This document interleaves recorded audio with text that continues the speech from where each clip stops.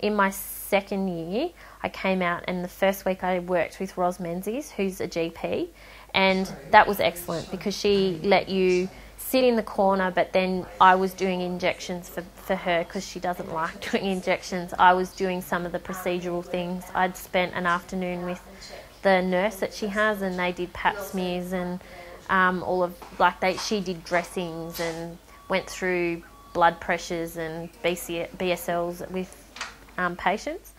So that was really good. It gives you that confidence to kind of think, oh, one, I'm consolidating my own knowledge, but I'm not too bad at this. I'm very lucky because the practice that I'm based in is a general practice, but my mentor is also a GP anaesthetist at the hospital. So through that I'm exposed to a lot of specialties such as gynaecology, general surgery. So through that I saw lots of endoscopies and colonoscopies and surgeries I probably wouldn't have even been exposed to until after I'd finished my studies. And then within that I was exposed to a lot of other allied health, so had the opportunity to visit podiatrists and physiotherapists and the pharmacists. So I've got a really holistic view as to what community health is all about. When I first started, it's a lot of sitting down listening because it can be quite hard, all the terms and stuff like that, so it's kind of just a lot of listening. But I think as you progress through the years, so in second year I got involved a lot more. So Peter let you sit down and interview the patients and have a chat to the patients and start to learn how to take a patient history and stuff like that, which is really useful because at uni, at this stage, you don't really do much of that. So the week ahead is quite a busy one. From both aspects. The medicine aspect of it, we'll have consultations each day, a couple of surgical lists to attend to, and we've also been informed of some upcoming surgeries that could be quite interesting to sit in on. So a thyroidectomy and some bowel resections, and it sounds a bit funny to be excited about those sorts of things, but it's stuff I've never seen before, so it'll be quite good to have a look at. Community-wise, we have a Rotary meeting that I've been asked to speak at, so that will be an opportunity to meet some other community members who do a great deal, not only for sort of hospital fundraising, but for individual patients as well. I came to Streaky Bay and I got in on the bus at 6:30 in the morning. That's where I met the doctor. He took us back to his house. For most of the day I just met his wife, met his daughter. Then in the afternoon I was called into the hospital. Dr Oswald looks after the hospital as well as the GP clinic in Streaky Bay. There was 3 patients we had to look after.